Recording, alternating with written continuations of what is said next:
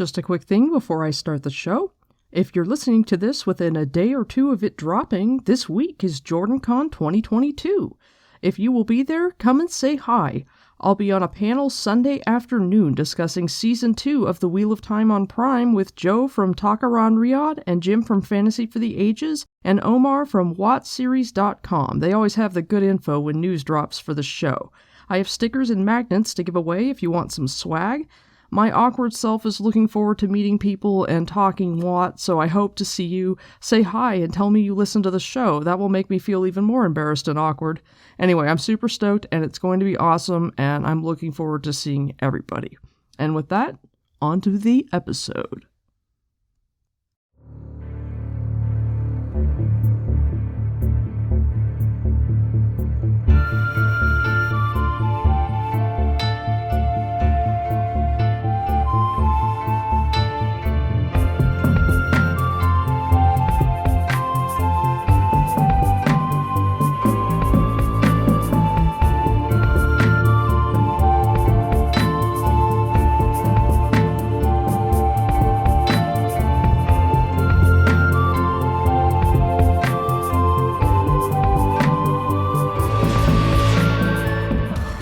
The stone won't fall until the podcast of the dragon comes to your device.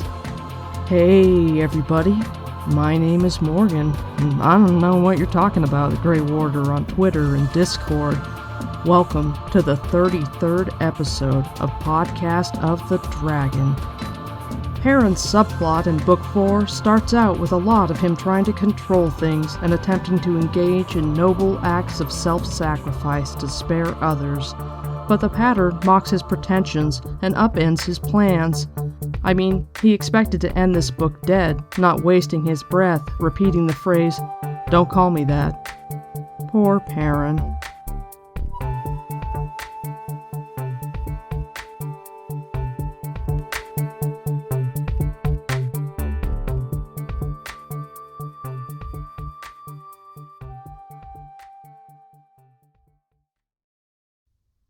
One of the devices that RJ is particularly fond of employing, especially early in the series, to move his plot and engage in character development, is before and after.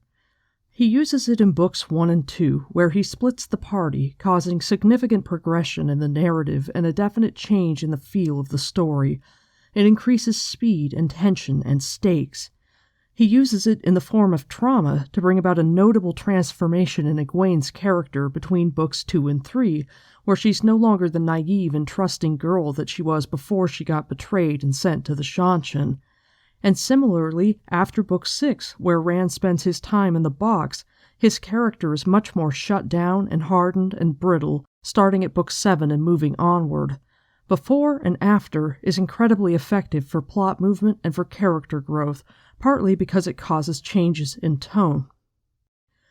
When it comes to The Shadow Rising, taking the story of Perrin and having it be such a complete tale on its own, in effect burying a novel within a novel, is something that could be criticized by some. In fact, it is something that I have heard criticized by some, particularly people who are not fond of the character of Perrin and don't enjoy spending so much time in his head. Perrin is someone who is broody and overthinks things, and that can drive people insane. And it may be a fair criticism, especially because in many ways the flavor of Perrin's story is quite different from the expansive fantasy tale that the rest of the book is. RJ is giving us a much more traditional novel, not just in length, but in the themes it explores, themes of growth, change, and the human condition. Perrin's narrative diverges too by having an actual denouement. The other 3 plot lines end in situations still dangerous and fraught, with our characters in places they cannot remain. Where RJ leaves off with Swan, Min, Lyanna, and Loghain, or Elaine and Nynaeve, or Rand, Mat, Egwene, Moiraine, and the Aiel, all of these characters are left in circumstances where nothing is settled, and the wrap-up we get is more like a pause for breath, but nothing's finished. Perrin's tale, by contrast, is neatly resolved, so neatly that he doesn't come back in Book 5. I take no issue with the fact that the flavor of Perrin's story is different. In fact, I really like it. I think RJ is making great use of this internal novel. He keeps it from being a wandering exploration of our burly blacksmith's character progression by giving it a striking before and after. Perrin comes back to the Two Rivers with a strong sense of purpose. RJ flips the script a little bit with the uncertainty part of his running uncertainty, struggle, choice, and change theme with this character. Perrin is very certain. I'm going to give myself up. I will give myself to the White Cloaks, and they will hang me, and then they will have no cause to hurt anyone else, because they specifically came to the Two Rivers looking for a dark friend with yellow eyes. And the Dragon Reborn too, which he can't do anything about, but he has this notion that at least he can keep them from hurting other Ibaras. So finding out that his family is dead derails his purpose. It leaves him far less certain, and it changes what's important. It changes him. It's almost like the metaphorical chain, which manifests as a real chain because he's in Tel Riyadh when Egwene is using her stone ring the first time and comes across him holding himself chained to a pillar with Hopper standing guard. It's like he drops it, because what's the point? And suddenly he's free. He's free to be who he's destined to be, and free to find out who that person is. The pattern is finally going to make serious use of Perrin. And that doesn't mean that he's going to be happy about it, it's just going to be a different type of struggle. So Perrin comes into the Wine Spring Inn, and the Alvirs tell him, hey, you need to leave, and he replies that he can't. The Children of the Light are after him, and the Alvirs know that, or they wouldn't want him to go. You know, the White Cloaks might hurt people, they might hurt my family, and I can stop it if I give myself up. Which I'm pretty sure is the first that Gaul has heard of this, by the way, though who knows if an Aiel would find it honorable or just really strange and impossible to comprehend. Anyway, Fael bursts in and tears him a new asshole. We get the humorous introduction of her, Bane, and Chiat to the Alvirs, which I love just from the image of the maidens being complimented on the color and sheen of their hair. I imagine them being like, what the fuck? And then Bran sets a cup of brandy beside Perrin and breaks the news to him. Your family's dead. They've been killed by the Trollocs, because the Alvirs think that the Trollocs are responsible. Nobody finds out except the reader that in fact Padan Fain, with his group of nasty rogue White Cloaks, were the ones responsible for Perrin's family's deaths, until Dane Bornhald tells Perrin about it in Book 13, where he confesses it to him for reasons, I guess? I don't know. I feel like that was a Sanderson choice, just because Sanderson felt Perrin should know. Or maybe he didn't need to know, but it made sense that Dane Bornhald needed to confess it for his very minor character to have some kind of, conclusion. Regardless, as far as Perrin knows, Trollocs killed his family. As far as all of the Two Rivers people know, Trollocs killed his family. And considering Padan Fain is a dark friend, and all of the White Cloaks with him must be dark friends, Trollocs might as well have killed his family. The Shadow was behind the deaths of his family, and the Alvirs feel like they're stuck between a rock and a hard place. As detestable as the White Cloaks are, they are a source of protection from the Trollocs. They're like, the White Cloaks are terrible, but they protect us. Yeah, they took the Luhans, they took the Cothans, and Tam and Abel are in hiding, but the White Cloaks fight the Trollocs. They've rescued a number of farms. Bran and Meryn give him this information, and then they're like, oh, and by the way, Padan Fain is here too. And Perrin tells them he's a dark friend. He admitted that out of his own mouth. And maybe because Perrin is kind of the sensitive one, RJ lets our one male character cry, and he gets to cry, once. You know, Rand does cry sometimes, but he either tries to hide it, or he's struggling not to, or else his weeping is couched in insanity, like Luz Theron is the one who's doing it. Luz seems to not mind crying, I guess less toxic masculinity back in the Age of Legends. But Perrin, because Fael basically forces him to, she cramps his head in her stomach and tells him, hey, yo, everybody's dead and you can't do anything to fix it, hammering home all of the sadness and forcing him to face the reality so he can be like, I tried, I couldn't stop it, and have his little breakdown while everybody else fucks off. So he gets to cry once before having to shut off his feelings again. And after, Bran says, okay, well, Meryn is going to be pushing you to leave. There's no point in staying. And so we get this bit after Perrin cries it out. He goes into the kitchen, and Loyal is in there having some tea with the Aiel and with Meryn, and Loyal tells Perrin that he's sorry about his family. Mistress Albir says that he'll be going now, but before they do, Loyal will sing to the trees for him if he would like that. And Perrin says, I have work to do before I can go. Mistress Alvere set the tray on the table with a sharp click and stared at him, but he kept on, laying out his plans, such as they were. Find Tam and Abel, and rescue the people the White Cloaks held. He did not mention Trollocs, though he had vague plans there, too. Perhaps not so vague. He did not mean to leave while there was a Trolloc or Myrtle alive in the Two Rivers. He fastened his thumbs behind his belt to keep from caressing his axe. "It won't be easy," he finished. "I will appreciate your company, but I will understand if you want to go.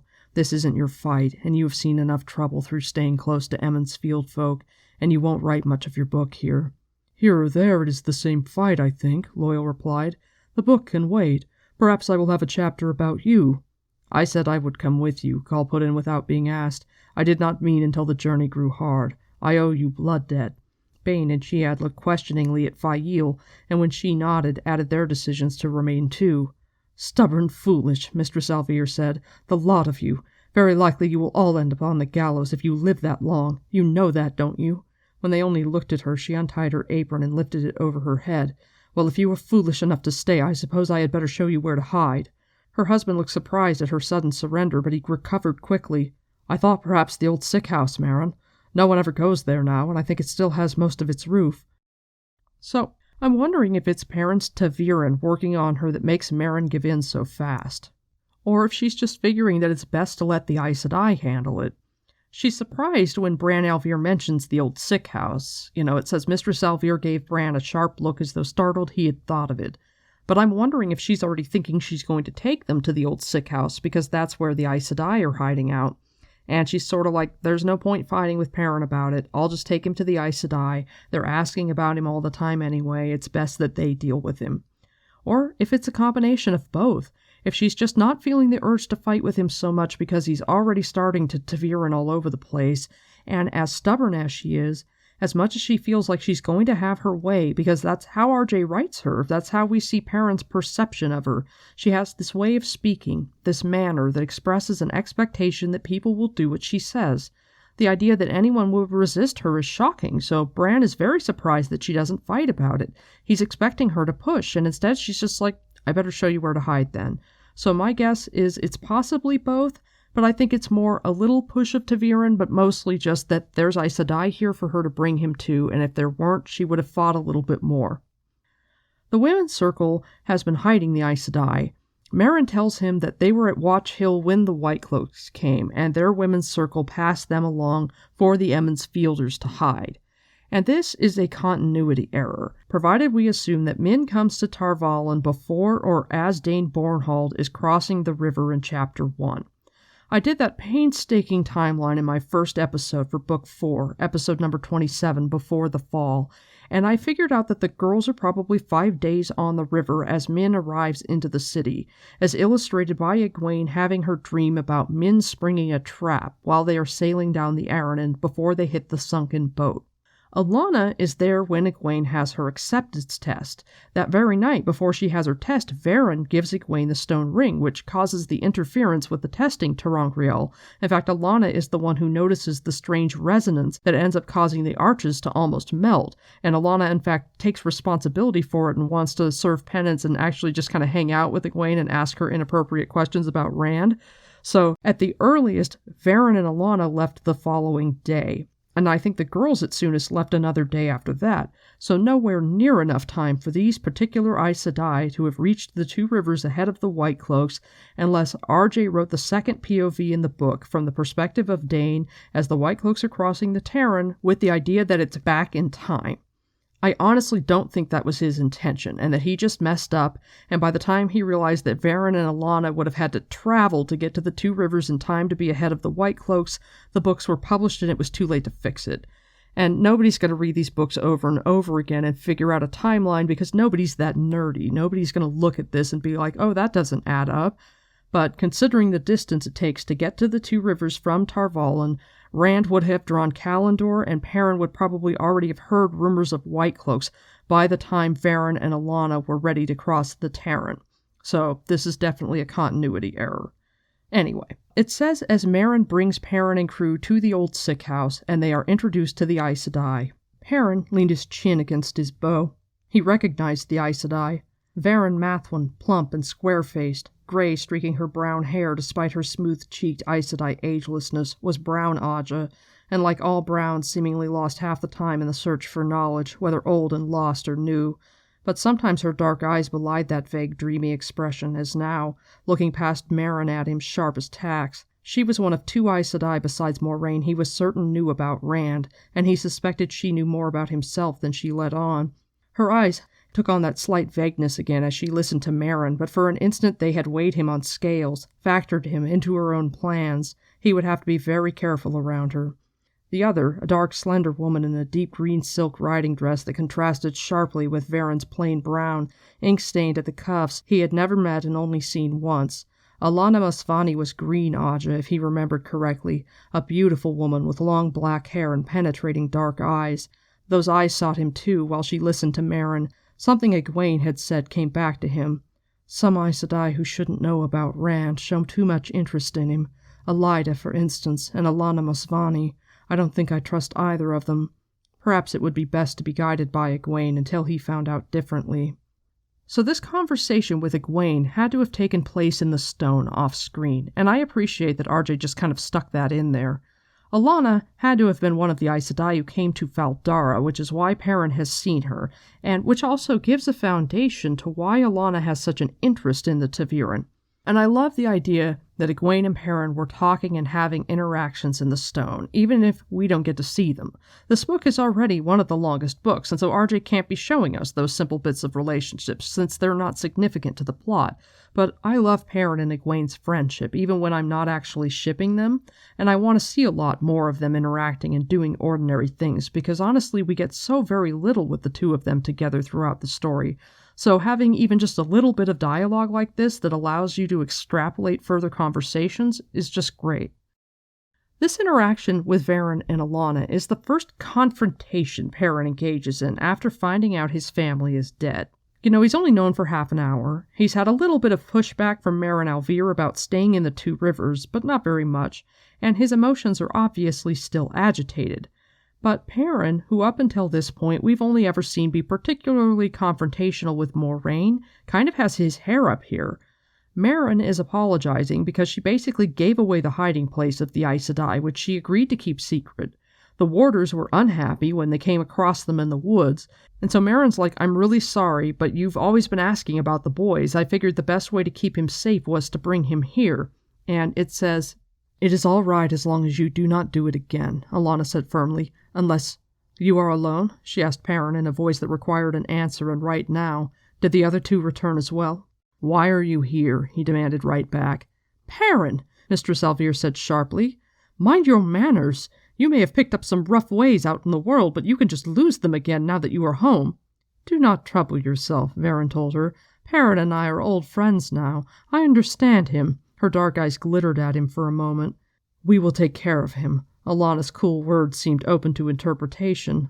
So, Perrin demands, diverts, and answers questions with questions. He asks again, "Why are you here?" He insists on getting an answer about it, and doesn't let them get away with any kind of deflecting. And their truthful response is, well, we're here because Moiraine found 2 women who could channel, and learned about another, so we came to check it out, and we found a fuckload.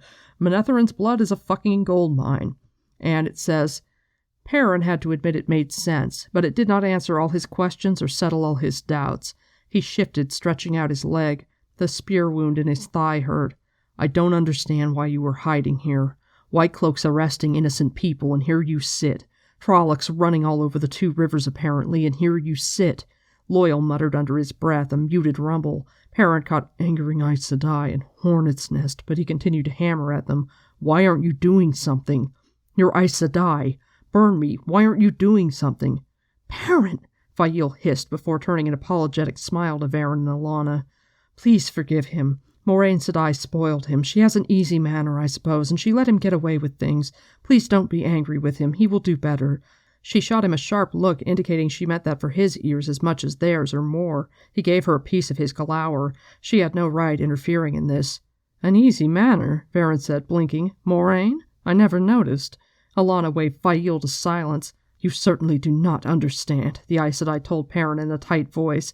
"You do not understand the restrictions under which we labor.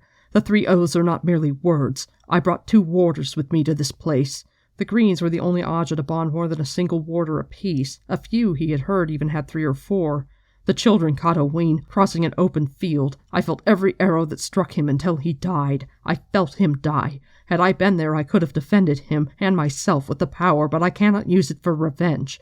The oaths do not permit it. The children are very nearly as vile as men can be short of dark friends, but they are not dark friends, and for that reason they are safe from the power except in self-defense. Stretch that as far as we can, it will only stretch so far. As for Trollocs, Perrin added, we have done for a number of them, and 2 murderel, but there are limits. Halfmen consent to channeling after a fashion. If we manage to draw 100 Trollocs down on ourselves, there is very little we can do except run. Perrin scratched his beard. He should have expected this, should have known. He had seen Moraine face Trollocs, and he had some idea of what she could do and what not. He realized he had been thinking of how Rand had killed all the Trollocs in the stone, only Rand was stronger than either of these Aes Sedai, probably stronger than both together. Well, whether they helped him or not, he still meant to finish every Trolloc in the 2 rivers, after he rescued Mat's family and the Luhans. If he thought about it carefully enough, he had to find a way. So a couple of things here. First, I think they changed the name of Alana's second warder from Owain to Maxim in the show because Tom's nephew is Owen, and the show writers have more sense than RJ when it comes to making names distinct so that they will be memorable. Second, I'm guessing Taylor Napier's character is going to die at some point, which makes me hella sad because I loved that actor. He was beautiful queer representation. I'm talking about him like he's already dead. And the big bisexual energy that he and Emmanuel Imani bring to the throuple they have with Alana was just chef's kiss. Lastly, to take it back to the text, there's some serious foreshadowing in Perrin's narrative, thinking that Rand is stronger than Verin and Alana together. RJ just loves dribbling those bits throughout the story. So then Tam and Abel show up. They've been hunting rabbits. Because the sisters have healed them, and they might need them to again in future, they bring them food because they're not willing to take gifts from the Aes Sedai. Understandably so. And so they come on in, and it says... A flicker of recognition crossed Tam's bluff-lined face at the sight of Aiel. Tam's gaze only rested thoughtfully on them for a moment, though, before coming to rest on Perrin with a start almost as big as for Loyal. He was a sturdy, deep-chested man despite hair that was nearly all gray, the sort it would take an earthquake to knock off his feet and more than that to fluster. "Perrin, lad," he exclaimed, "is Rand with you?" "What about Mat?" Abel added eagerly. He had the look of an older, graying Mat, but with more serious eyes. A man not thickened much by age, with an agile step.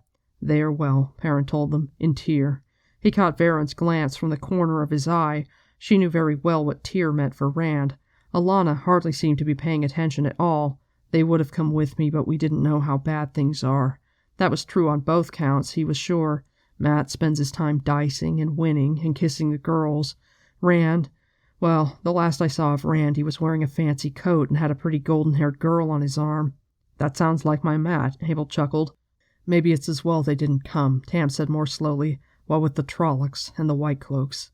He shrugged. "You know the Trollocs returned?" Perrin nodded. "Was that Aes Sedai right? Moraine? Were they after you 3 lads that winter night? Did you ever find out why?" The brown sister gave Perrin a warning look. Alana appeared absorbed in rummaging through her saddlebags, but he thought she was listening now. Neither was what made him hesitate, though. There was just no way to come out and tell Tam that his son could channel, that Rand was the Dragon Reborn. How could he tell a man something like that? So, Perrin, not telling Meryn Alfear that Egwene was captured and held prisoner and basically a slave and tortured by the Seanchan, was, I feel, a reasonable thing to do as far as what to tell a parent about their child.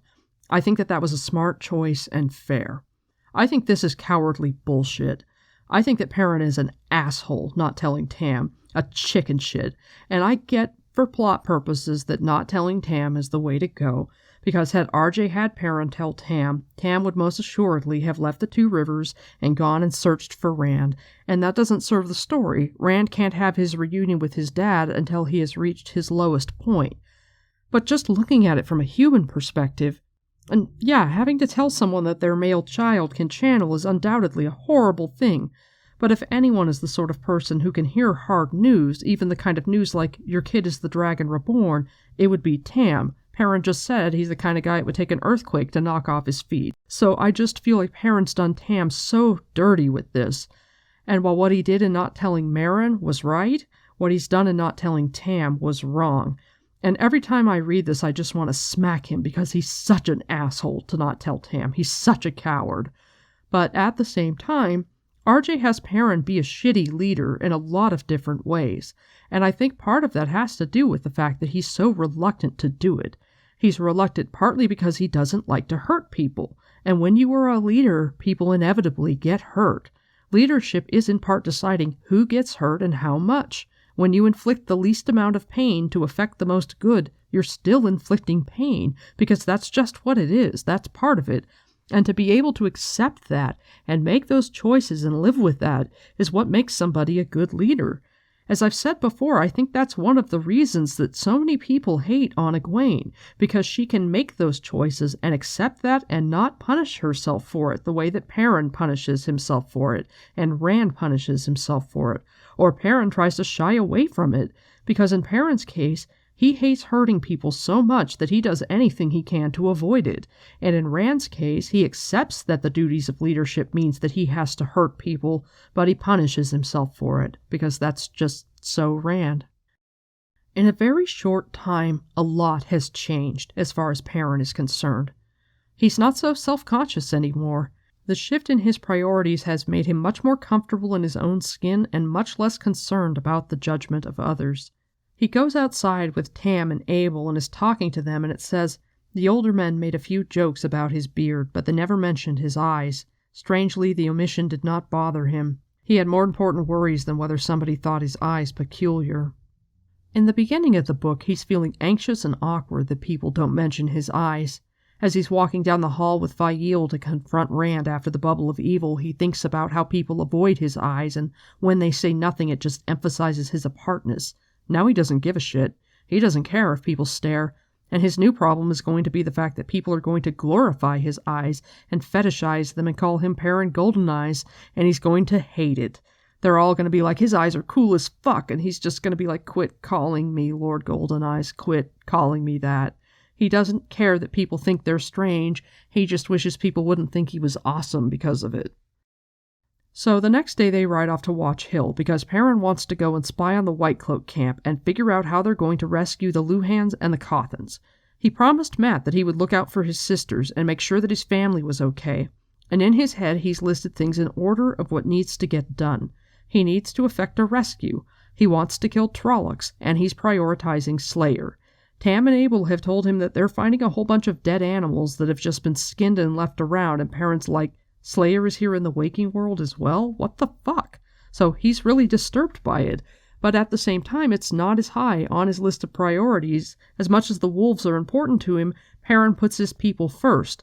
He is subconsciously taking charge. They pass abandoned farmhouses, and it says, abandoned, but not burned, not ransacked that he could make out. Curtains hung at the windows still, unbroken windows. Trollocs like smashing things, and empty houses were an invitation. Weeds stood tall among the barley and oats, but the fields had not been trampled. Have Trollocs attacked Emond's Field itself? No, they've not, Master Cawthon said in a thankful tone. They'd have no easy time if they did, mind. People learn to keep a sharp eye out winter night before last. There's a bow beside every door, and spears and the like. Besides, the White Cloaks patrol down to Emond's Field every few days. Much as I hate to admit it, they do keep the Trollocs back. Perrin shook his head.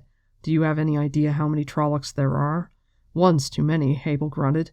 Maybe 200, Tam said. Maybe more. Probably more. Master Cawthon looked surprised. Think on it, Abel. I don't know how many the White Cloaks have killed, but the warders claim they and the Aes Sedai have finished off nearly 50 in 2 fades. It hasn't lessened the number of burnings we hear about. I think it has to be more, but you figure it out for yourself. The other man nodded unhappily. Then why haven't they attacked Emond's Field? Perrin asked. If 200 or 300 came in the night, they could likely burn the whole village and be gone before the White Cloaks up at Watch Hill even heard about it. Still easier for them to hit Devon Ride. You said the White Cloaks don't go down that far. Luck, Abel muttered, but he sounded troubled. That's what it is. We've been lucky. What else could it be? What are you getting at, boy? What he's getting at, Fael said, closing up beside them, is that there must be a reason. Swallow was enough taller than the 2 Rivers horses to let her look Tam and Abel in the eye, and she made it a firm look. I have seen the aftermath of Trolloc raids in Saldaea. They despoil what they do not burn, kill or carry off people and farm animals, whoever and whatever is not protected. Entire villages have disappeared in bad years. They seek wherever is weakest, wherever they can kill the most. My father—" She bit it off, drew a deep breath, and went on. "Perrin has seen what you should have." She flashed him a proud smile. "If the Trollocs have not attacked your villages, they have a reason." "I've thought of that," Tam said quietly, "but I can't think why. Until we know, luck is as good an answer as any." "Perhaps," Varen said, joining them, "it is a lure." Thomas still hung back a little, dark eyes searching the country they rode through as relentlessly as any Aiels. The warder was watching the sky, too. There was always the chance of a raven. Barely pausing, Varen's gaze brushed across Perrin to the two older men. "News of continued trouble, news of Trollocs will draw eyes to the two rivers. Andor will surely send soldiers, and perhaps other lands as well, for Trollocs this far south. That is, if the children are allowing any news out, of course. I surmise Queen Morghase's guards would be little happier to find so many white cloaks than they would to find Trollocs." "War," Abel muttered. "What we have is bad enough, but you were talking war." "It might be so," Varen said complacently. "It might be." Frowning in a preoccupied manner, she dug a steel-nibbed pen and a small cloth-bound book from her pouch and opened a little leather case at her belt that held an ink bottle and sand shaker. Wiping the pen absent-mindedly on her sleeve, she began jotting in the book, despite the awkwardness of writing while writing. She seemed completely oblivious of any unease she might have caused. Perhaps she really was. Master Cawthon kept murmuring, "War," wonderingly under his breath, and Fael put a comforting hand on Perrin's arm, her eyes sad. Master Althor only grunted. He had been in a war, so Perrin had heard, though not where or how exactly, just somewhere outside the two rivers where he had gone as a young man, returning years later with a wife and a child, Rand. Few Two Rivers folk ever left. Perrin doubted if any of them really knew what a war was except by what they heard from peddlers or merchants and their guards and wagon drivers. He knew, though. He had seen war on Tommen Head. Abel was right. What they had was bad enough, but it did not come near war. He held his peace. Maybe Varen was right, and maybe she just wanted to stop them speculating. If Trollocs harrying the two rivers were bait for a trap, it had to be a trap for Rand, and the Aes Sedai had to know it. That was one of the problems with Aes Sedai. They could hand you ifs and mights until you were sure they had told you flat out what they had only suggested. Well, if the Trollocs, or whoever sent them, rather, one of the Forsaken maybe, thought to trap Rand, they would have to settle for Perrin instead. A simple blacksmith instead of the Dragon Reborn, and he did not mean to walk into any traps. A logical and thoughtful blacksmith with a wolfy personal hate of Trollocs and a beef with the White Cloaks. So, they continue on and they pass a burned farm this time where people have died, Aielans, and so Perrin is figuring it out. He's like, okay, well, occupied farms are attacked and the people are killed, and the farms that nobody lives at, the Trollocs don't even bother, and he's puzzling over it all. And they end up stopping for midday at the Alcine farm, where everybody is gathered together. There are Alcines and Lewins. Jack Alcine took in his cousin's family because their farm got attacked, and White Cloaks arrived in time to be able to drive them away. And now they've got a huge group of people gathered together with boys up on the roof as sentries, and they're feeling like they've got protection because of it. And Perrin is looking at all of these farmers grouped together and thinking that it's kind of ridiculous, and that they are way too overconfident. And then Lord Luke shows up, and all of these people start kissing his ass, and Perrin's really grossed out by it, because he's like, how is it that these Two Rivers folk, all of these people that have this innate sense of self-respect, are falling all over themselves fawning for this lord? And it's because they don't really know how to act towards lords and are overcompensating for it, which becomes one of Perrin's great struggles, so he's really kind of overwhelmed and sickened by it. But everybody's kissing Luke's ass, and then Fael gets kind of flirty with him because there was some bullshit earlier with Will Alcine, and Perrin got jealous, and whatever the fuck, they exhaust me. Anyway, Perrin's ego gets the best of him. He doesn't like the way people are behaving toward Luke, and he likes even less how entitled Luke is. It's just this monstrous foreshadowing about how they're going to behave toward him soon, and it disturbs the shit out of him. And so it says, "Lord Luke is the one who suggested the boys go up on the rooftops," Jack said. "No Trolloc will get close without those lads giving warning." "How much warning?" Perrin said dryly. This was an example of the great Lord Luke's advice. "Trollocs see like cats in the dark. They'll be on top of you kicking in the doors before your boys can raise a shout." "We do what we can," Flan barked. "Stop trying to frighten us. There are children listening. Lord Luke at least offers helpful suggestions. He was at my place the day before the Trollocs came, seeing I had everybody placed properly. Blood and ashes, if not for him the Trollocs would have killed us all." Luke did not seem to hear the praise offered him. He was watching Perrin cautiously while fussing with his gauntlets, tucking them behind the golden wolf's head buckle of his sword belt. Fail was watching him too with a slight frown. He ignored her. "I thought it was White Cloak saved you, Master Lewin. I thought a White Cloak patrol arrived in the nick of time and drove the Trollocs off." "Well, they did." Flan scrubbed a hand through his gray hair. "But Lord Luke, if the White Cloaks hadn't come, we could have—" "At least he doesn't try to frighten us," he muttered. "So he doesn't frighten you," Perrin said. "Trollocs frighten me. And the White Cloaks keep the Trollocs back for you, when they can." "You want to credit the White Cloaks?" Luke fixed Perrin with a cold stare as if pouncing on a weakness. "Who do you think is responsible for the dragon's fangs scribbled on people's doors?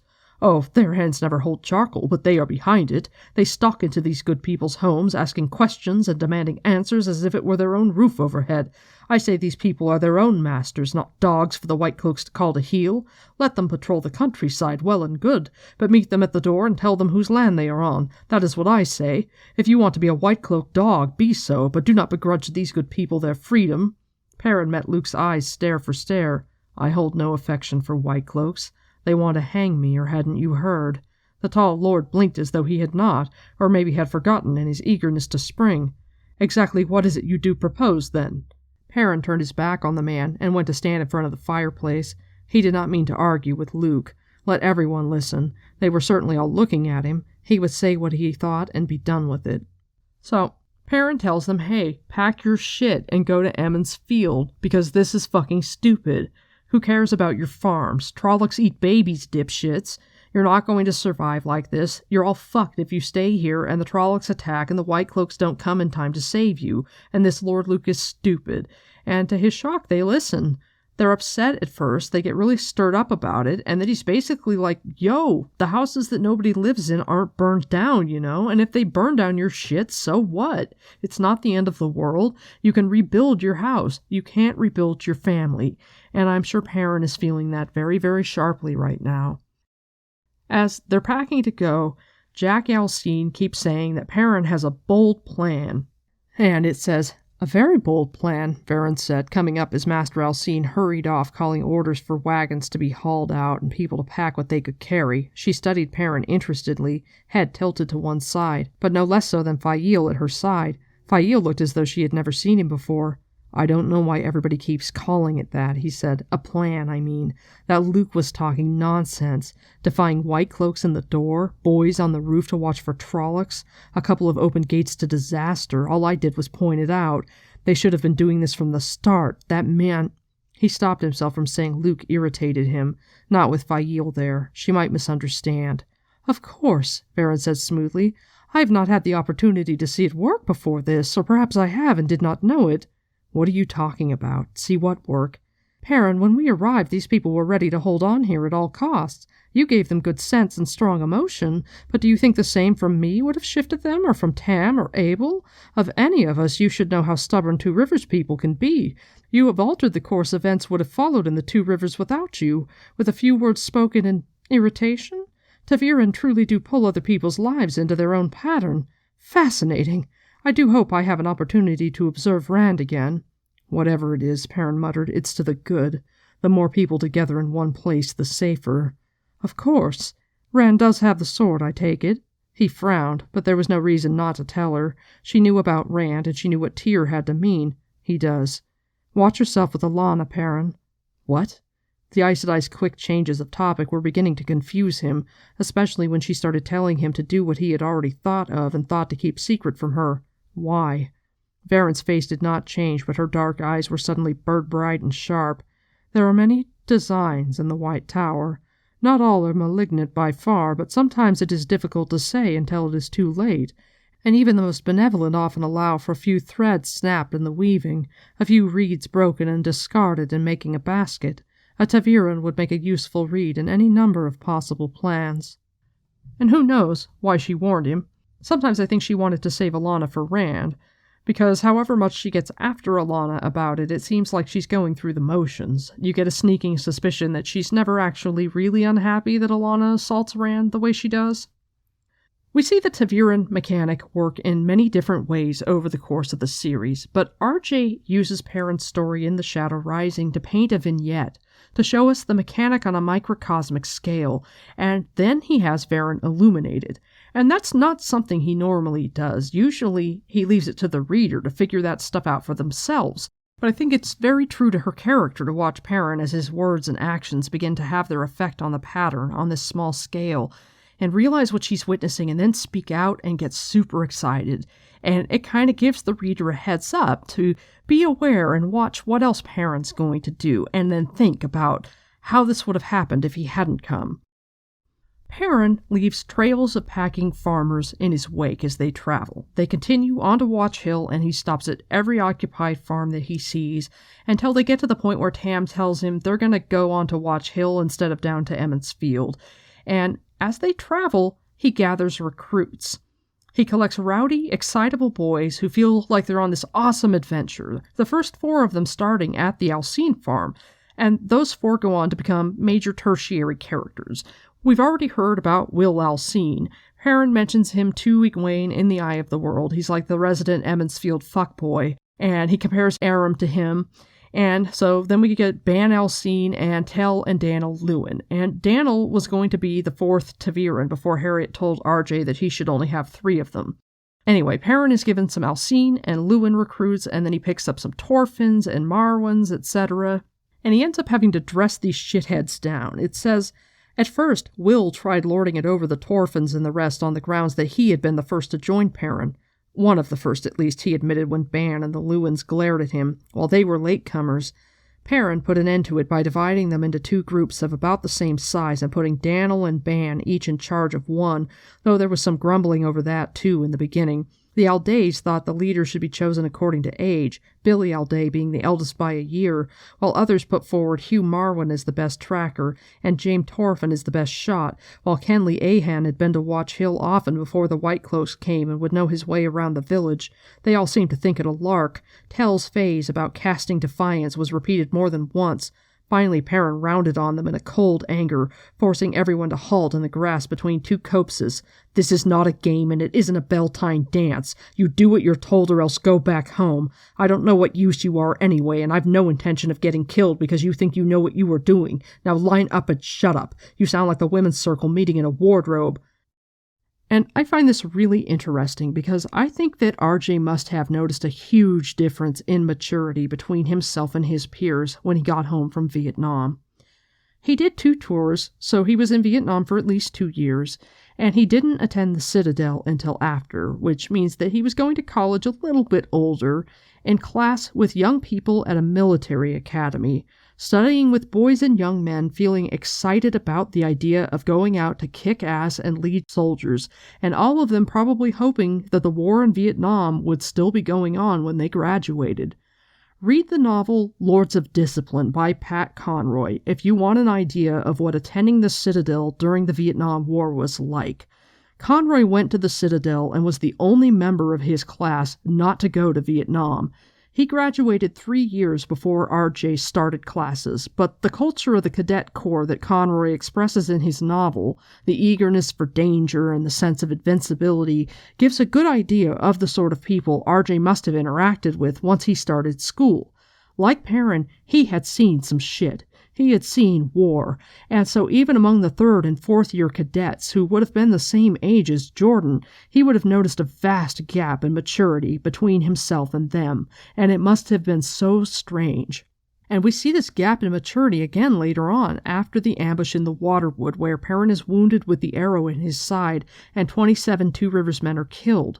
They stay the night with the Tuatha, and they make it back to Emmons Field, and he's waiting in the Wine Spring Inn for Alana to come and heal him. Elam Daughtry, Dava Yellen, and Eowyn Fingar help him from his horse into the inn, and they're standing around talking to him, and it says, "What was it like?" Elam put in breathlessly. "Alana Sedai said you've been all the way to the Great Blight, and I hear you've seen Camelin and Tyr. What's the city like? Are they really 10 times as big as Emmons Field? Did you see a palace? Are there dark friends in the cities? Is the Blight really full of Trollocs and Fades and Warders? Did a Trolloc give you that scar?" Voice like a bull or not, Eowyn managed a sort of squeaky excitement. "I wish I had a scar. Did you see a queen? Or a king? I think I'd rather see a queen, but a king would be grand. What is the White Tower like? Is it as big as a palace?" Fael smiled, amused, but Perrin blinked at the onslaught. Had they forgotten the Trollocs on winter night? Forgotten the Trollocs in the countryside right then? Elam clutched his sword hilt as if he wanted to be off for the Blight on the instant, and Dav was up on his toes, eyes gleaming, and Ewan looked ready to grab Perrin's collar. Adventure? They were idiots.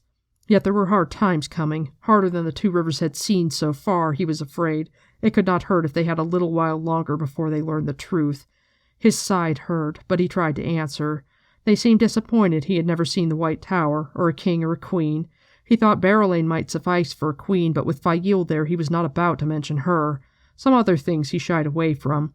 Falma, in the eye of the world, the Forsaken, Kalendor, dangerous subjects, those, leading inevitably to the Dragon Reborn. He could tell them a little of Camelin, though, and Tyr, of the Borderlands and the Blight. It was odd what they accepted and what not. The corrupted landscape of the Blight, seeming to rot while you looked at it, they ate up, and top-knotted Shiner and soldiers, and Ogier Steading where Aes Sedai could not wield the power, and Fades were reluctant to enter, but the size of the Stone of Tyr, or the immensity of cities.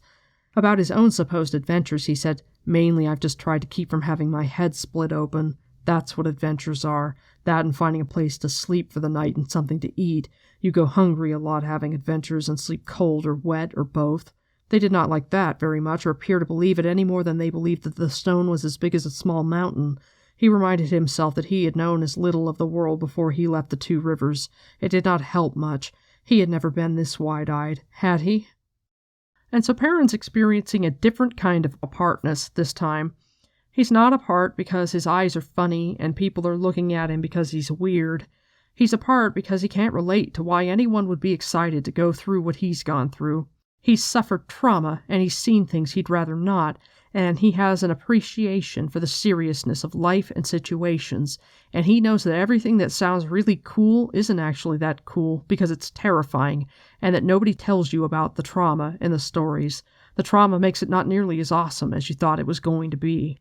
So these peers that he is now apart from in more ways than one are the cadre of men that began to make Perrin's Two Rivers army. And, as he's making plans about how he's got to take care of the White Cloaks, he's got to take care of the Trollocs, all this kind of stuff, he never thinks in his head, "I'm going to need an army."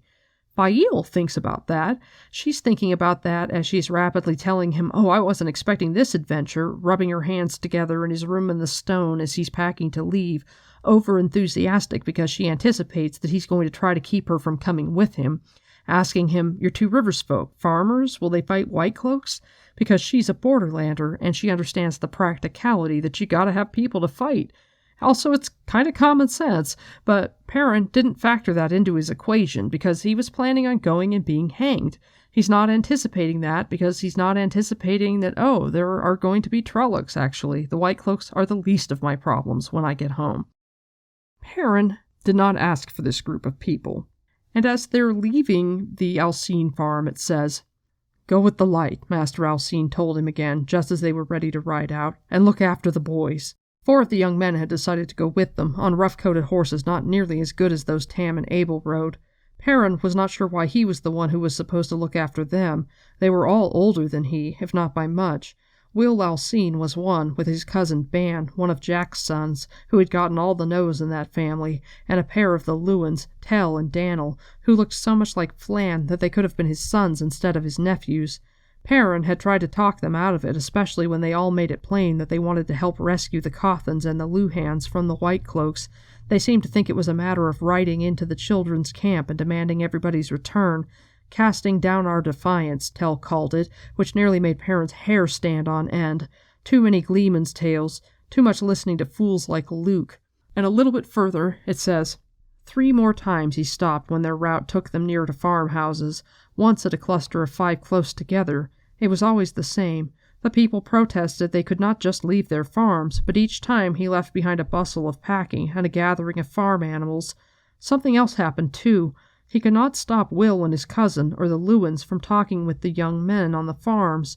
Their party grew by 13, Torfins and Aldays, Ahans and Marwins, armed with bows and riding an ill-matched assortment of ponies and plough horses, all eager to rescue the prisoners from the White Cloaks. So, Perrin is very methodical. Once he decided not to die, he has switched to rescue mode, and the next step after that is to deal with the Trollocs. And these boys, who will become the companions, are useless in a stealth mission. He does not want them going into the White Cloak camp with him. This casting down defiance that makes Perrin's hair stand on end is ridiculous. But when it comes to sniping Shadow Spawn, that is something that they can be perfectly good for. So they have a successful rescue of the Luhans and the Cothans, and while Verin can't attack the White Cloaks with them, she does call up Rain to help cover them and hide their escape. And there is this beautiful bit later on in Chapter 40. Perrin is at his family's farm, he's visiting the graves, and it says, "The storm Verin had called up to hide them from pursuit the night of the rescue had surprised even her with its ferocity, and beating rains had come 3 more times in the 6 days since." He believed it was 6 days. He had not really thought since that night, only drifted as events took him, reacting to what presented itself. The flat of his axe blade dug into his side, but he hardly noticed. Low grassy mounds marked generations of Ibaras buried here. The oldest among the carved wooden headpieces, cracked and barely legible, bore dates nearly 300 years old over graves indistinguishable from undisturbed ground. It was the mounds smoothed by rains, but barely covered by grass, that stabbed him. Generations of Ibaras buried here, but surely never 14 at one time. Aunt Nyane over by Uncle Carlin's older grave with their 2 children beside her. Great Aunt Eilson in the row with Uncle Eward and Aunt Magda and their 3 children. The long row with his mother and father, Adora and Dissel and little Payet. A long row of mounds with bare wet earth still showing through the grass. He counted the arrows remaining in his quiver by touch. 17. Too many had been damaged, worth recovering only for the steel arrowheads. No time to make his own. He would have to see the Fletcher in Emmons Field soon. Buell Daughtry made good arrows, even better than Tam. A faint rustle behind his back made him sniff the air. "What is it, Dan'l?" he said without looking around. There was a catch of breath, a moment of startled surprise before Dan'l Lewin said, "The lady is here, Perrin." None of them had gotten used to him knowing who was who before he saw them or in the dark, but he no longer really cared what they found strange. He's growing less and less self-conscious, at least regarding his abilities, and now the things that make him cringe are not, "People are looking at my eyes," or "I might give myself away, someone might notice that my eyesight is really good," or "someone might be able to tell that my hearing is extra good and wonder about it." He's not concerned that people might be curious how he can tell who it is. He just doesn't care if people find him strange or his abilities strange. It doesn't matter in the greater scheme of things. The things that make him cringe now are other people's expectations of him. Dan'l tells him that the lady is here, which is the Lady Faile and Lord Luke. Perrin doesn't like Luke from their very first interaction. He doesn't like his arrogance. He doesn't like the way the Two Rivers people treat him. He doesn't like the fact that he acts like their obeisance is his due. And Luke has a very strange reaction toward him when he meets him at the Alcine farm. It says, he gave a start at the sight of Perrin's face. Shock flashed in his eyes. It was all gone in a moment, masked behind lordly haughtiness except for a wild fluttering at the corner of one eye. The trouble was it made no sense. It was not his yellow eyes that took Luke aback. He was sure of that. More as if the fellow knew him somehow and was surprised to see him here, but he had never met this Luke before in his life. More than that, he would have bet that Luke was afraid of him. No sense at all. So, he doesn't like the way that Luke behaves. He doesn't like that he creeps on Faile because he's totally creeping on her. And he finds that his reaction in general to him is weird. And Perrin never assumes that Luke is connected to Slayer because while they both have the cold, inhuman smell, it isn't the same smell. But he does not like him, and it is his ego that is pushed by wanting to show up Luke because Luke's suggestions of, "Oh yeah, the boys will go up on the roof and that'll give warning if the Trollocs come," his ideas are stupid, and the way he treats people is wrong, and the fact that he creeped on his girlfriend is offensive. All of that makes him first speak up. Verin says after, "Oh, a few words spoken in irritation made you speak, but you Tavirand, because if we got up and talked to these people and were like, hey, you should go to Emmons Field, no matter how passionate we were, no matter how great our arguments were, we would not have left the Alcines and Lewins packing their shit and heading to Emmons Field, so you changed the course of events in the Two Rivers." So as Perrin leaves his family farm with Faile to join up with his group of soldiers, he tells her, "I've talked to a number of people who were burned out." Luke was too far to overhear, but he held his voice low. "Counting Flan Lewin's place, Luke was at 5 on the day they were attacked or the day before. So he thinks that Luke is sus as fuck, and Fail's like, nah, he's an arrogant asshole, but he's been really helping out with the village's defenses, he's got a whole bunch of good ideas, he's been participating, and so Perrin's like, okay, maybe I'm wrong. And it says, quite a few of the men had gathered around Luke now. He was tall enough for his red-gold hair to show above their darker heads. He seemed to be talking, and they listening, and nodding. Let's see what he has to say, Perrin said grimly. The 2 Rivers men gave way before Fail and him with only a little prodding. They were all intent on the red-coated lord, who was indeed holding forth. So the village is quite secure now. Plenty of people gathered together to defend it. I must say I enjoy sleeping under a roof when I can. Mistress Alvire at the inn provides a tasty meal. Her bread is among the best I have ever eaten. There truly is nothing like fresh-baked bread and fresh-churned butter and putting your feet up of an evening with a fine mug of wine or some of Master Alvire's good brown ale. Lord Luke was saying we should go to Emmons Field, Perrin, Kenley Ahan said, scrubbing his reddened nose with the back of a grimy hand. He was not the only one who had been unable to wash as often as he would like, and not the only one coming down with a cold either. Luke smiled at Perrin much the way he would have at a dog he expected to see do a trick. The village is quite secure, but there is always a need for more strong backs. We are hunting Trollocs, Perrin said coolly. Not everyone has left their farms yet, and every band we find and kill means farms not burned and more people with a chance to reach safety.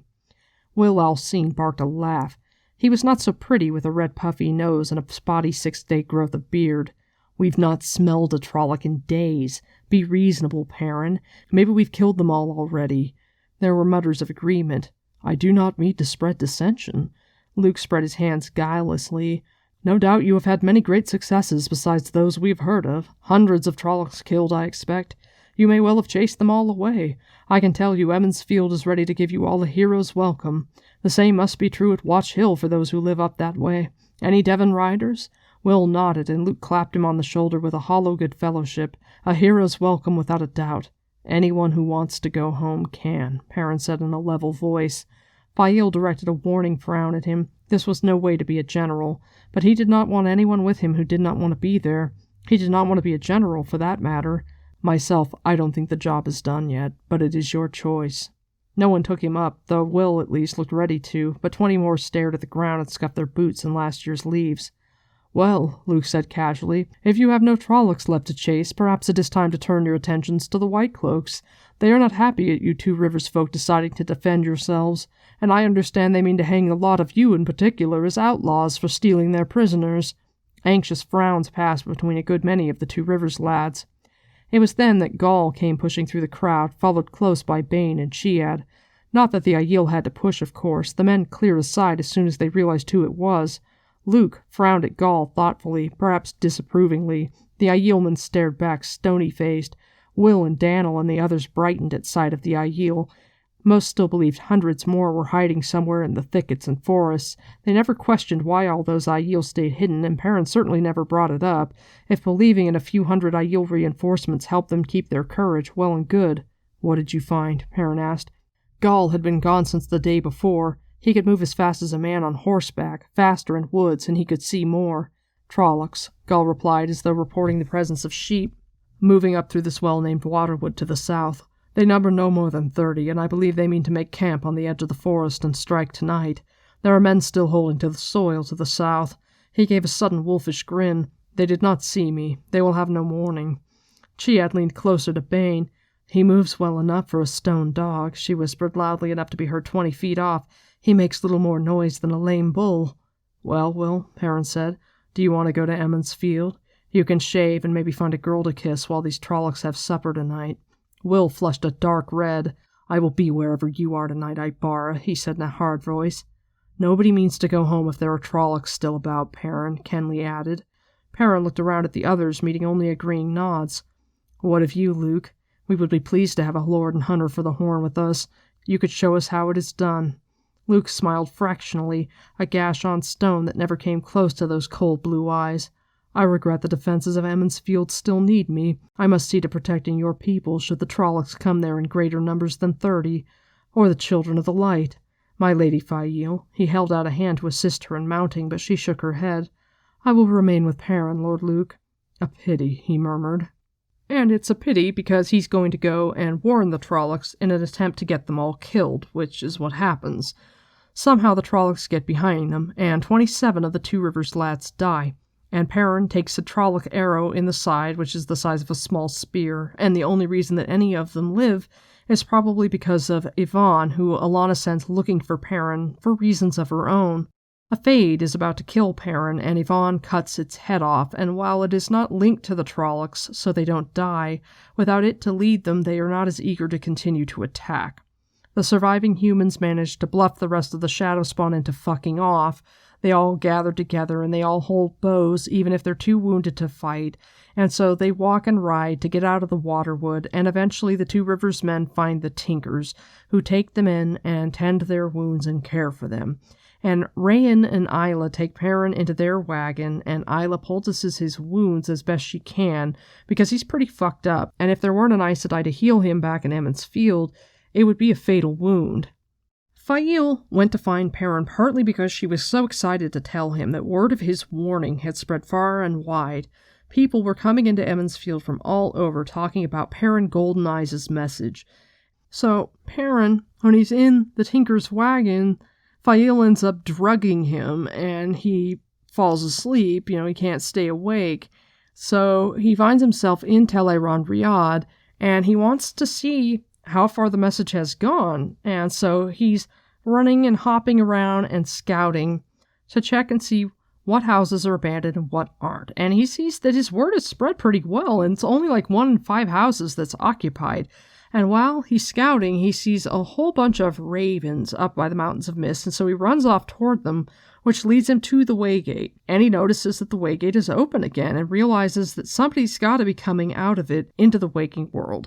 And I don't know if that's actually true. It's probably the unreliable narrator, and it's just that enough Trollocs and Fades have been coming into the Two Rivers that the Waygates open and close a lot. And I think that if this were Book 5 and RJ had ironed out the rules of Tel'aran'rhiod just a little bit more, rather than Perrin seeing the Waygate opening, it would just open and shut, open and shut. I think this is a bit of muddled world building here.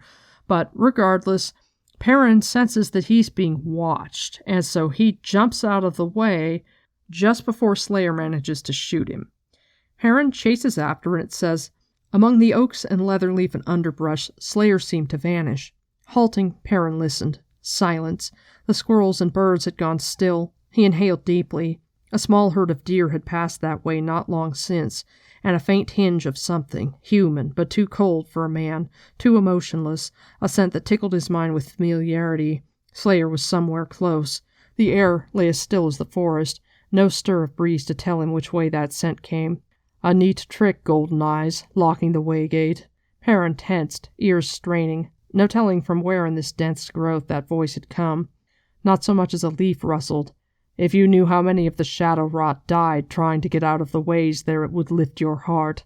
Machan Shin feasted at that gate, Goldeneyes, but not a good enough trick. You saw, the gate is open now. There, off to the right, Perrin slipped through the trees as silently as he had when he had hunted here. It was only a few hundred to begin, Goldeneyes, just enough to keep those fool white cloaks off balance, and see that the renegade died. Slayer's voice became angry. The shadow consume me if that man does not have more luck than the White Tower. Abruptly he chuckled. But you, Goldeneyes, your presence was a surprise. There are those who want your head on a pike. Your precious Two Rivers will be harrowed from end to end now to root you out.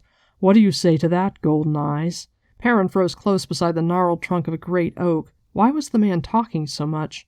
Why was he talking at all? He's drawing me right to him. Putting his back against the oak's thick bole, he studied the forest. No movement. Slayer wanted him to come nearer, no doubt into an ambush, and he wanted to find the man and rip his throat out. Yet it could easily be himself who died, and if that happened, no one would know the Waygate was open, and Trollocs coming by hundreds, maybe even thousands. He would not play Slayer's game. With a mirthless smile, he stepped out of the wolf dream. So, Luke/Esam mostly is sending the Trollocs to get Padan Fain. But they are under his control, so he's the one who directs the ambush to get Perrin in the Waterwood. And I don't know if he as Luke went into the world of dreams and switched into being Esam or what exactly. I don't know who does the talking. But I'm guessing because Luke/Esam is afraid of Perrin, and he's probably afraid of Perrin partly because the world of dreams has been his place to roam, his personal playground, and he's never had anybody make him feel afraid or unsafe there until Perrin showed up and caught him in his evil act of skinning a wolf and started chasing him and basically let him know, I'm here for you, and I've got you clocked, and I'm going to get you. I'm going to make you pay for the bad things that you do. So while Luke, Esam's Slayer, is bringing Trollocs in ostensibly to fuck with the White Cloaks and try to kill Fane, he's happy to capitalize on the opportunity provided in the Waterwood to use them to kill Perrin if he can. The ambush in the Waterwood really hurts Perrin's confidence. Like a good leader, he feels very responsible for it, and I think partly he feels really responsible for it because he knew a lot of the lads really would have preferred to go home. Luke was doing his best to chip away at the morale of the men. He wanted Perrin's guys to be demoralized by letting them know, oh, hey, everything is wonderful back at Emmons Field, and wouldn't it be awesome to have a warm bed and be all clean and have some ale and some hot food? There's probably not even any reason to be out here anymore. Luke deliberately tries to spread dissension and then turns around and redirects the Trollocs in such a way that there are more than Gaul said and they come in a different direction. And Perrin takes it way too much to heart. When Gaul and the maidens all come together afterwards, Gaul's just like, they didn't come the way we expected, and Perrin thinks to himself he makes it sound like there was more rain than we expected, because Aiel are used to fighting, and used to dying, and used to having things go wrong. They're very pragmatic. Soldiers die, and it is what it is, and you don't take responsibility for something when you thought you knew how it was going to work out, and you did your best, and it didn't go the way you thought it would. And Yvonne tells Perrin too, don't take it too hard, anybody can be surprised, but Perrin, who is a fledgling leader and who is very emotionally invested, can't not. And so as he's in Rain and Isla's wagon with Fael, he says, I blundered, he said after a time. No, that is too soft. I don't know the right word. You did not blunder, she said firmly. You did what seemed fitting at the time. It was fitting. I cannot imagine how they got behind us. Gaul is not one to make a mistake about where his enemies are. Yvonne was right, Perrin. Anyone can find circumstances that have changed when he did not know. You held everyone together. You brought us out. He shook his head hard and made his side hurt worse. Yvonne brought us out. What I did was get 27 men killed, he said bitterly, trying to sit up to face her. Some of them were my friends, Fael, and I got them killed. Fael threw her weight on his shoulders to push him back down. It was a measure of his weakness how easily she held him. There will be time enough for that in the morning, she said firmly, peering down into his face, when we have to put you back on your horse. Yvonne did not bring us out. I do not think he cared particularly if anyone but you and he did get out.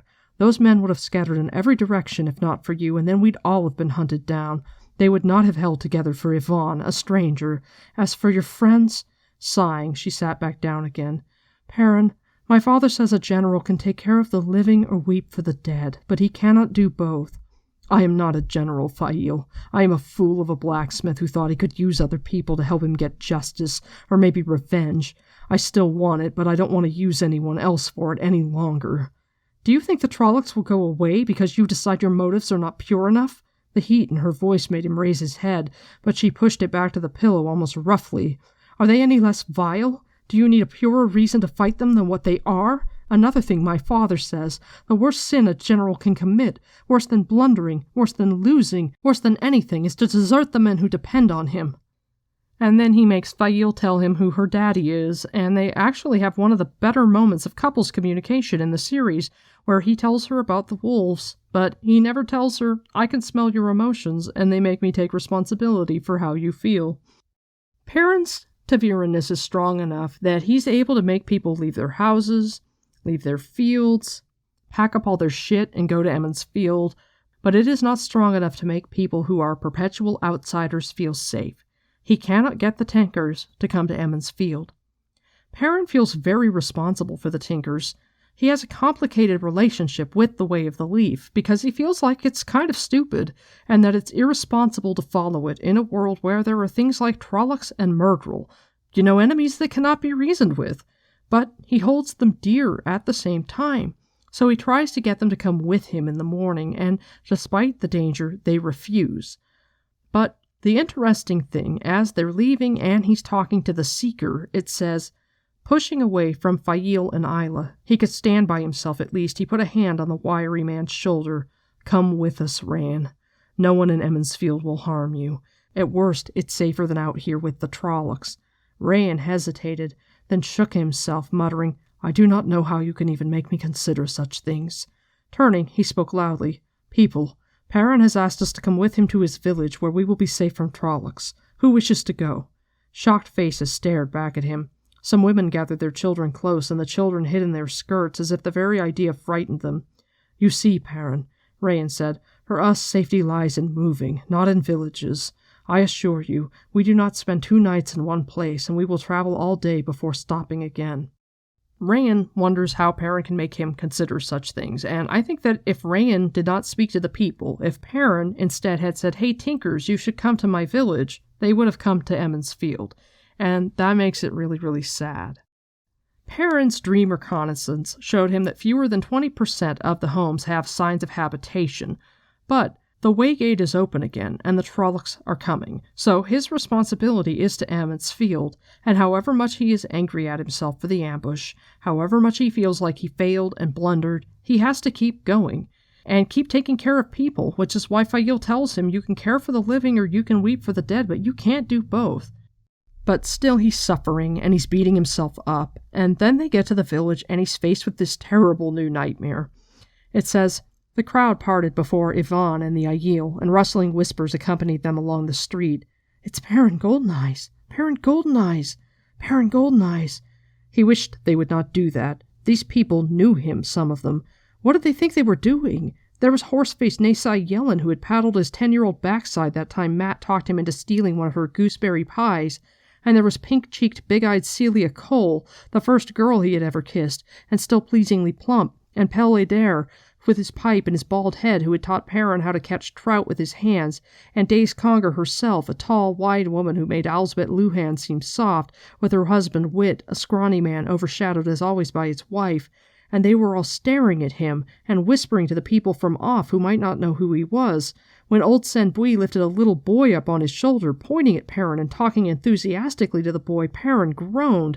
They had all gone mad. And look, there's a banner.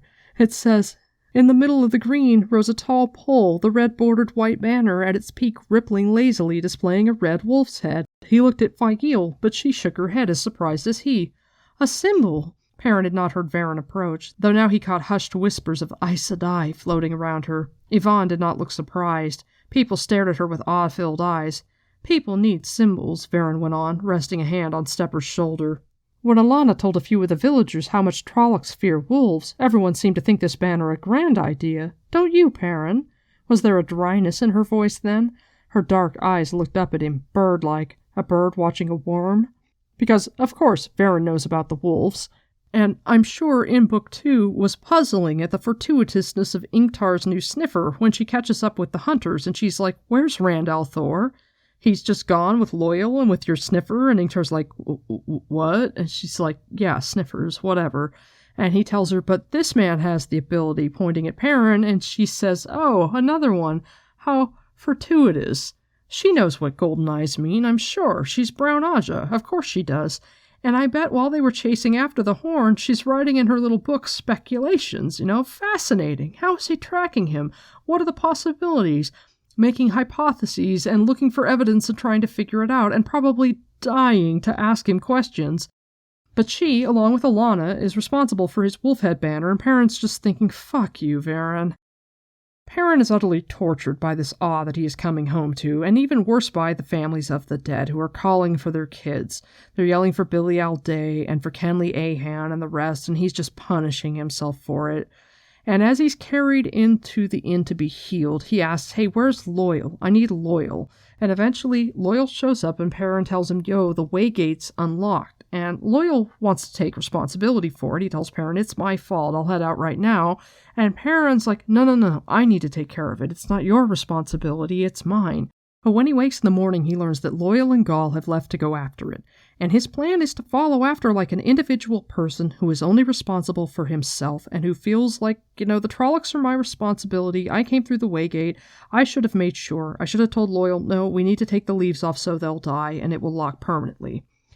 In his eyes, he got people killed hunting Trollocs for vengeance, and so he's not fit to lead. And Faile doesn't have any patience for that. She's like, they need to be killed regardless. You're killing them for vengeance? Who gives a shit why you're killing them?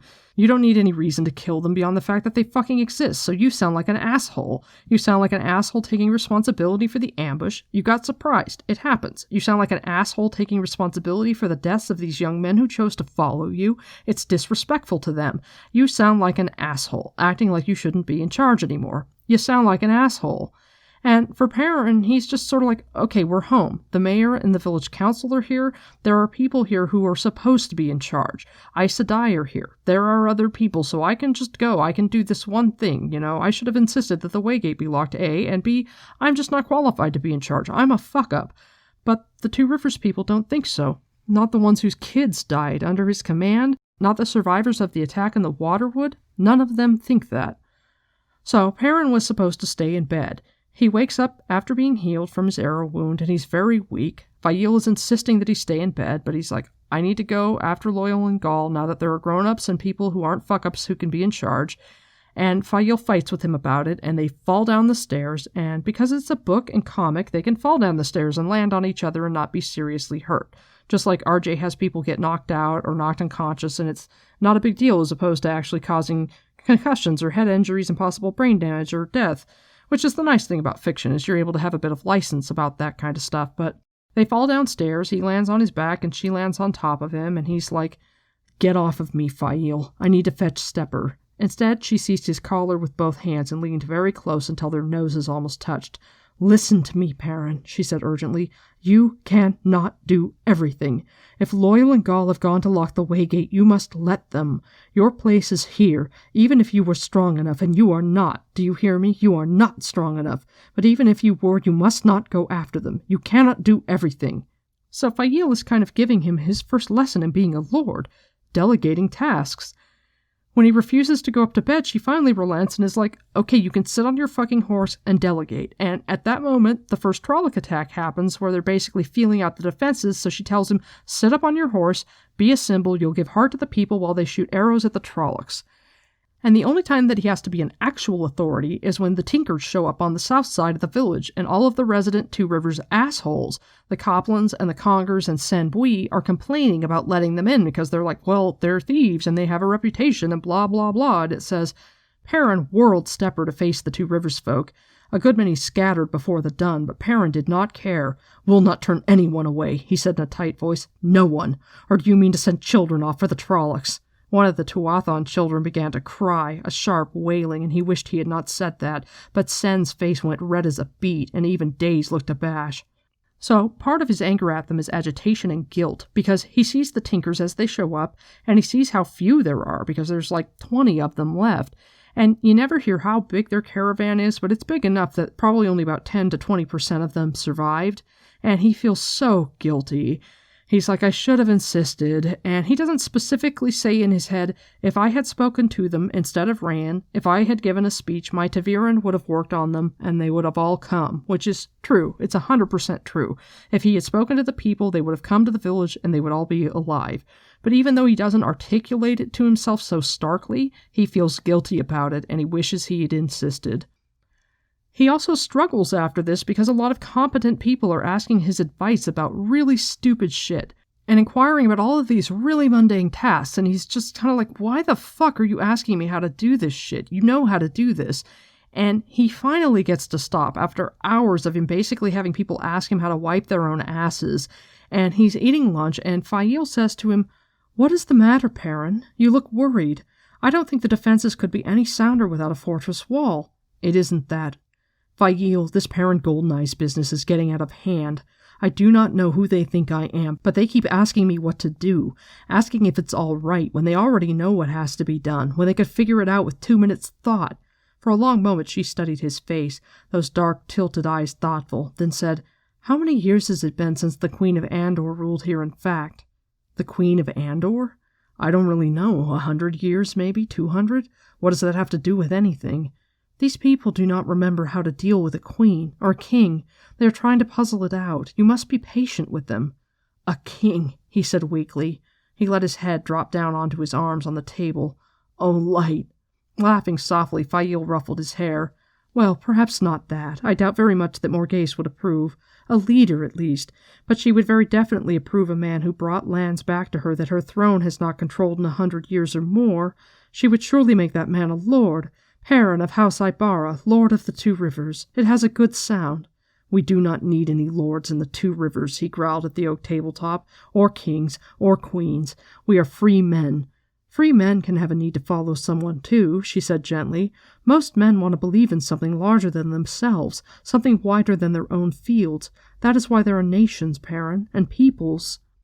And she admits that the Two Rivers people are probably a little bit overboard because they don't quite know what they're doing, and so they're overcompensating for it. They're amateurs when it comes to following a lord, and so it's kind of campy and silly, and his exasperation is reasonable, but, it is what it is. And then Abram picks up the sword, and Perrin once more takes authority and makes a lordly decision. As Abram's grandmother is freaking out and grabbing at the sword and trying to take it away, Perrin tells her, "Fuck off, leave him alone. He could do what he wants," and overrules it, and tells Abram, "Go find Tam Althor and tell him I said, please teach you the sword." And just basically lays it down and doesn't care that people are mad about it and disapprove, and it's the embodiment of one of the truths of leadership, which is somebody gets hurt. Somebody gets hurt, but it's the right choice and the right thing to do. And of course he will go on to fail in leadership when it comes to Abram, because he intervenes in the beginning but provides him no emotional support. He just kind of cuts him loose to figure his shit out on his own because he actually doesn't want the responsibility. But that's because Perrin is as much an amateur as the people that follow him are. And then the White Cloaks show up. Perrin's had a very, very busy day, and they try to arrest Perrin. After telling everybody that, hey, Terran Ferry's gone, it's been totally scrubbed off the face of the map, the Trollocs completely took it over, and tensions get really high. Nobody is here for this shit. And Perrin knows that his people can kill the White Cloaks, they can snipe them all, but there will be many losses on both sides, and he does not want men killed. He doesn't want his people killed, and he doesn't really want White Cloaks killed.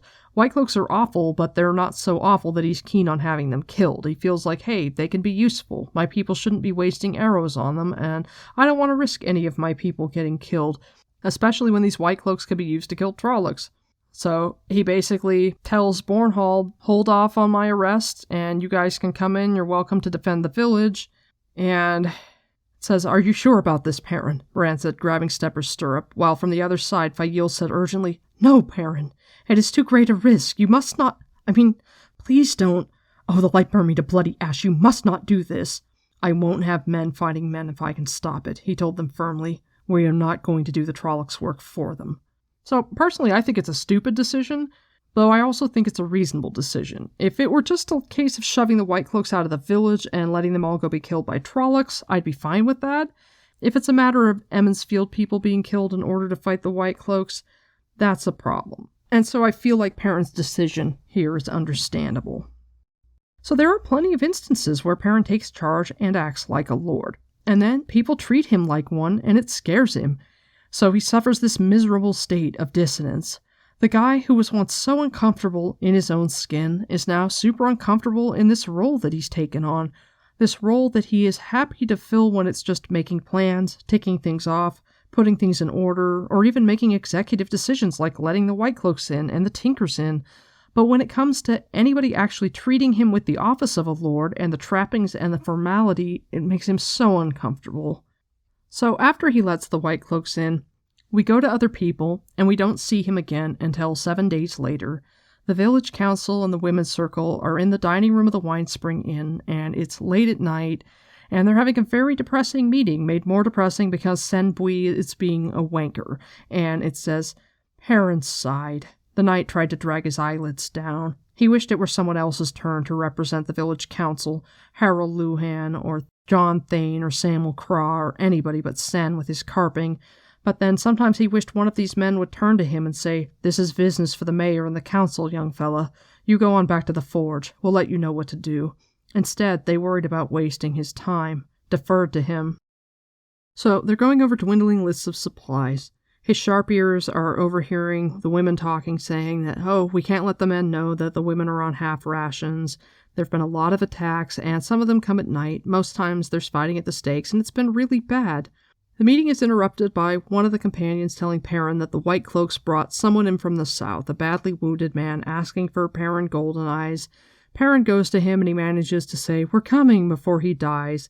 And shortly after, Loyal and Gaul return, and they tell Perrin, "Hey, 4 days ago we locked the Waygate, and it's really, really bad out there. There are a lot of fucking shadow spawn." And Luke comes in and he disputes it. He's like, "Nah, they're totally wrong. There's not that many." And Loyal and Gaul are both like, "How about, fuck you? We know what we're talking about. We saw a whole lot." And so Perrin decides to go into the world of dreams and do some more reconnaissance. He believes Loyal and Gaul, and he thinks Luke is a shithead, but he wants to get a decent idea of the numbers, and so he goes into the wolf dream and he sees a bunch of visions, and then it says, "He was not surprised to find he wore a blacksmith's long leather vest and no shirt, but when he put a hand to his belt he found the hammer, not his axe. Frowning, he concentrated on the long half-moon blade and thick spike. That was what he needed now. That was what he was now. The hammer changed slowly as if resisting, but when the axe finally hung in the thick loop, it kept shining dangerously. Why did it fight him so? He knew what he wanted. A filled quiver appeared on his other hip, a longbow in his hand, a leather bracer on his left forearm. 3 land-blurring strides took him where the nearest Trolloc camp supposedly lay, 3 miles from the village. The last step landed him among nearly a dozen tall heaps of wood laid on old ashes amid trampled-down barley. The logs mixed with broken chairs and table legs, and even a farmhouse door. Great black iron cauldrons stood ready to be hung over the laid cook fires. Empty cauldrons, of course, though he knew what would be cut up into them, what would be spitted over the thick iron rods stretched over some of the fires. How many Trollocs would these fires serve? There were no tents, and the blankets scattered about, filthy and stinking of old acrid Trolloc sweat, were no real guide. Many Trollocs slept like animals, uncovered on the ground, even hollowing out a hole to lie in. And smaller steps that covered no more than 100 paces each, the land seeming only to haze, he circled Emmons Field from farm to farm, pasture to barley fields to rows of tobacco, through scattered copses of trees, along cart tracks and footpaths, finding more and more clusters of waiting Trolloc fires as he slowly spiraled outward. Too many, hundreds of fires. That had to mean several thousand Trollocs. 5,000 or 10 or twice that. It would make little difference to Emmons Field if they all came at once. So, when he comes into the world of dreams, he keeps finding himself in his blacksmith's vest, with his hammer in his belt, and I feel like RJ is using that as symbolism for Lord Perrin, and the transition that he's making right now. He still sees himself as the blacksmith. It's who he is in his heart, and he's having to consciously choose the axe, while deep inside he still wants to be the simple person that he was. And so having to choose the axe is almost like having to choose violence, but also like having to choose responsibility and duty. So he sees all these fires and he's like, "Oh, we're fucking hosed." And then he gets attacked by Slayer and he manages to shoot him. And when he wakes up, he learns that, Luke came banging out of the inn holding his hand to his chest. And so he's like, well, if he comes back, arrest him, because he's thinking, Slayer, Luke, they don't smell the same, but they smell weird. Strange. Well, whatevs. And so he gets Fail to leave to save her. He couches it all in, I need you to go to Camelin and get some soldiers from Queen Morghese. We can hold out totally, but I need you to come back and bring more guys to help. And she's like, okay, but you gotta marry me. And she's not interested in his protection. She knows he's full of shit. And she's pretty sure that the man the White Cloaks brought in was trying to tell Perrin that Dev and Ride are coming to fight. But she doesn't say anything because she doesn't want to get his hopes up. But because she's not interested in his protection, as a Saldaean woman, she has very different ideas of what a wife's duty is. She gets to watch Hill, gathers them all and brings them back for reinforcements, and there's this fun, awesome battle that's this great climax. And he is cemented as the Lord of the Two Rivers, and he hates it. He hates it. After the battle's over, Perrin has a confusing conversation with the mayor of Watch Hill, who calls him Lord Perrin a whole bunch, and then Fail tells him, the Watch Hill Women's Circle will be sending a delegation down under their wisdom once they're certain it is safe, to see if this Lord Perrin is right for the Two Rivers, they say, but they all wanted me to show them how to curtsy to you, and the wisdom Adele Galen is bringing you some of her dried apple tarts. Oh, burn me, he breathed. It was spreading. He knew he should have stamped it down hard in the beginning. Don't call me that, he shouted after the departing men. I'm a blacksmith. Do you hear me? A blacksmith. And while Perrin's reluctance to accept these changes in his life is often really annoying because he just goes back and forth and there's a lot of brooding and there's often regression where he's just sort of like, I'm just a blacksmith. That's all I want to be. I'm not a good leader. A lot of times that's true. A lot of times he's not a good leader. But his discomfort is also super understandable. These are people that he knows. There's a reason why when you go into positions of leadership, you're not supposed to be over your family and your friends. If you go into the military, they don't put you in the same unit as your friends. You have to work with strangers. You have to deal with different people because it's hard to get people who already know you to accept you in a new role. And for Perrin, his coming back like a totally different person with a beard and golden eyes and a foreign wife and also just this Taviranness allows the people to see him as something different and as a symbol. They don't struggle with the change in his role, but it's excruciating for him to see people he knows defer to him and have them treat him with obeisance and declare allegiance. It's alien. And it's a very different struggle from what most of his friends go through because, for the most part, the people who defer to them are strangers. So combine Perrin's intense self-consciousness, because he's still self-conscious, it's just about different stuff, with the fact that he hates being seen as something greater than by people who have known him his whole life. Mix in some imposter syndrome and the fact that he's so reluctant to take on this role, and it's no wonder Perrin is in for a rough time. I guess he deserves the vacation RJ's going to give him. I hope you've enjoyed this episode of Podcast of the Dragon. This is a rare occasion where I actually got the episode out when I said I would. I'm super impressed with myself and don't anticipate it will happen again, at least not for a long while. This episode's accompanying minisode on Patreon is about the mini plotline of Dane Bornhold, Padden Fane, and where Esam and the Trollocs tie into it all. If you'd like to support the show and have access to that or other fun content, there is a link in the show notes. There are other links to my Discord, to my email, and to the Discords for the WoT Trivia and Games and the WoT Fandom and Calendar. There's also a link to my YouTube if you'd like to go and subscribe, and to my Twitter handle @PodOfTheDragon. And there is a link to Apple Podcasts. If you could review my show, I'd really appreciate it. It will help other people find me. And so will word of mouth, so if you know anybody who likes The Wheel of Time and might be interested in a different kind of podcast and you could tell them about me, that would be amazing. My music is by Kevin MacLeod. My name is Morgan, and I suspect I'd arrive in the world of dreams in just my underwear, a flannel shirt, and boots. I'd think myself into a pair of jeans, but I'd have to seriously focus to retain them.